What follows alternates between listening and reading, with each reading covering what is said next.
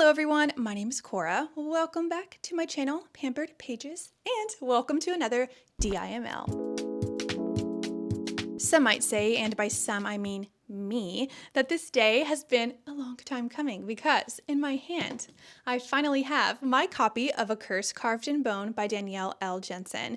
This is the sequel and conclusion to her Saga of the Unfated, which is a Norse-inspired adult fantasy romance. Last year, the first book, A Fading in Blood, was one of my favorite reads. It was in my top 10, and if you're interested, I do have a book trailer and book review combined into one, spoiler-free, here up on my channel, so I will leave a link to that video down below. It was a lot of fun to film, and I also have a few other vlogs in which I talk about A Fading in Blood, so I'll leave those too if you want to watch them. Fast forward to now, my plan for today is to start this beauty and share my first impressions with you guys. With that being said, since this is the sequel and the conclusion, I'm going to do my best to keep things spoiler-free.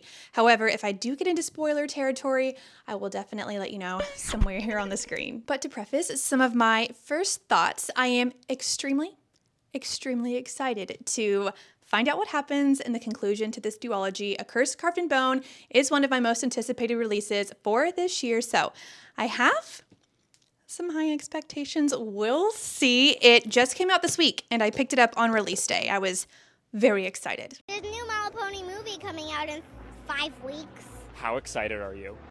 I feel like I've also retained a good amount of knowledge and recall when it comes to A Fading in Blood, so when it comes to plot points, I feel like everything's still there. I did, however, go online and just read a couple summaries to jog my memory, and I also went back to Danielle Jensen's website and looked over the names. Speaking of which, if you have read these books, and if you haven't read these books, but you might be a little interested in reading these books, I do highly encourage one to go over and check out Danielle Jensen's website. She has so much information on there. There's a pronunciation guide, a Spotify playlist, art, content warnings. So highly encourage one to preview that if you want to read these books, if you've read these books, or just for fun. With that, before I jump back into the action and romance and adventure and banter that I recall from book one, I need to fuel up. Need to gather my strength. I think I'm going to make an adult Lunchable. I have these pita crackers I got from Trader Joe's, some sliced cheese, guac, juice, what else? Some fruit.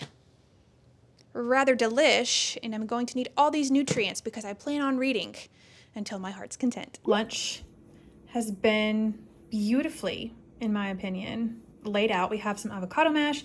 This is from Costco. A little mini cucumber, a cutie, the pita bite crackers with flaxseed. This is what the box looks like. I am all out. I just dumped what was left in the bag. They are quite yummy. And then I have some sharp cheddar cheese, and I'm going to finish off this juice.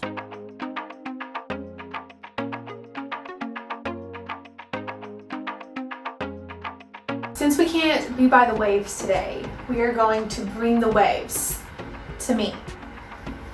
Let the reading commence.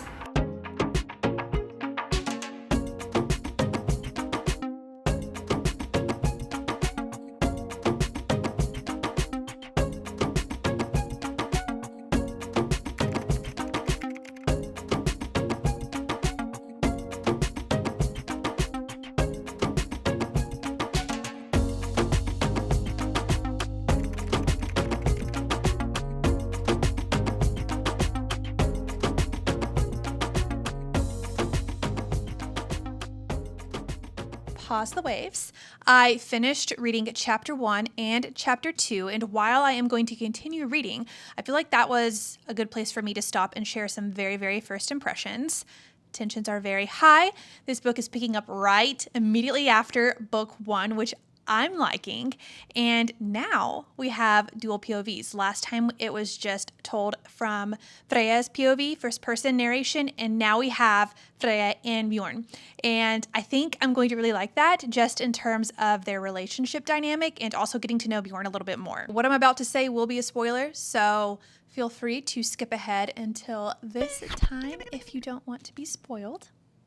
Okay, right now the Feist level is over 9,000. Freya definitely just like in book 1, is still getting used to her powers, this duality that is a part of her, and also working with both drops of goddess's blood that is in her. I'm so intrigued to see what path she's going to take. Will she let fate direct her, or is she going to choose her own path, if that makes sense? One of my quotes that I tabbed was from her chapter. I've only read one of her chapters, but at the very end, she says, "But the 2 drops of God's blood in my veins meant I was accountable for everything I left in my wake. Failures and successes, nightmares and dreams, love and hate. What did I want?" And then at the very end, it says, "And I would weave my own fate." So we're still on that course. I'm not sure what's going to happen, obviously, but we shall see. Back to the non-spoiler portion. I, just like in book 1, really enjoyed the mythology aspect and learning about the different gods and goddesses. I think I mentioned this back when I was reading book 1. I have a little bit of knowledge when it comes to them, but it's not extensive whatsoever. So it's been fun, and I'm sure it will continue to be fun to learn more about the different gods and goddesses as the story unfolds. So that, I think, is everything I wanted to say. Let's jump back in. I took my reading to the bedroom because my heating pad is in here, and the sound of my fan and all my comfy blankets just sounded extra nice. So I'm currently on chapter 5 and I came across a line that I chuckled at. I'll show you in a minute, but I'm going to read in here until it's time to cook dinner, and then I will at some point update you on my progress. But back to the one line, no spoilers really, but this is from Bjorn's perspective, and he's describing another character, and that's the line. I just burst out laughing when I read that. I don't know why. It was just such a visual. Another chapter down, and just like book 1, the action has me on the edge of my bed. I am very much gripped at this current moment in time. I'm hoping to make some pretty good progress if I just continue along. We'll see, but for now, I'm absorbed. I'm back at it again. Current update, I'm on page 45, chapter 7, and I am stopping for the time being because it is time to make dinner. And for dinner tonight, we are going to be making Chick-fil-A at home. I have some chicken in the fridge that should be ready, and then for dessert, pain au chocolat. Then I will be jumping back in to A Curse Carved in Bone and having myself a bookish evening of pampering. But before this evening gets started, I did pull a Fate inked in blood from my shelf because I wanted to go back and find a specific part. No spoilers. And then I just wanted to show you how beautiful they are together. Look at them. Look at it! Look at it! Look at it! Also, like, this is just so satisfying to see the symmetry, the sparklies. I love it. I wish you could smell these because even though they're not done, they're not even baked yet. The dough, the chocolate, it's everything. But the next time you see these, I will be devouring one of them. Which one? This one.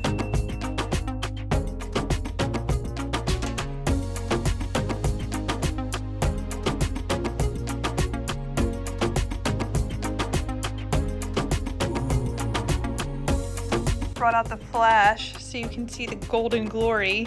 Now it's time for the only pain we want in our lives. Cheers. Now it's time to give it a crunch, but look at that. First crunch, it's gonna go all over the place.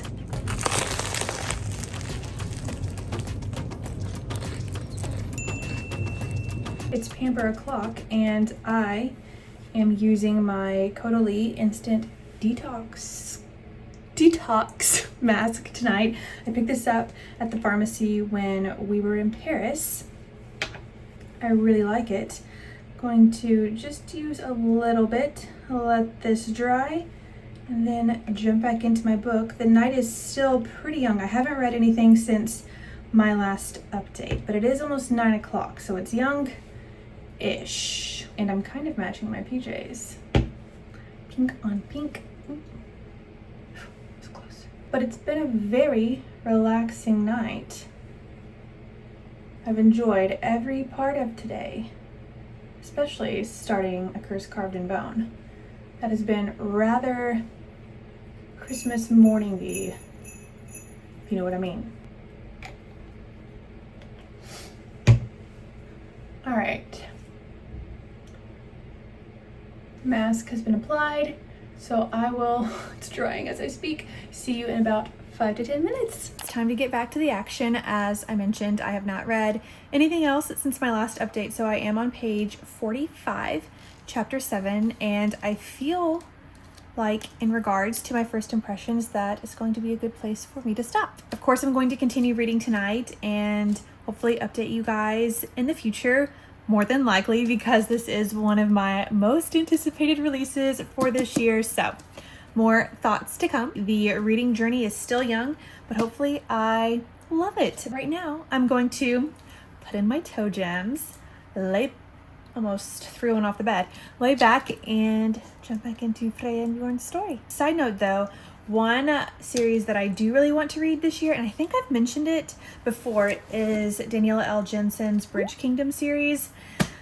TBD on that one, but it is on my list. I have a very long list of hopefuls, but it is a list that I am very glad to have. So with that, thank you guys so much for watching and for coming along with me today. Let me know if you have read this book, or if you have plans to read this book, or if you haven't read this book and you're reading the first book, or maybe interested in reading the first book. But thank you guys again for watching. I hope each of you have a beautiful day, and I look forward to hopefully seeing you soonish. Bye. If you've made it this far, lucky you. I forgot to mention one last thing. Earlier today, I was sending my sister a snap, and one of those AI filters, I think it was called Time Jump Selfie. Anyway, I did it, and it put me in like medieval attire, but in terms of armor, I was like, wow, that is so fitting. I was a warrior.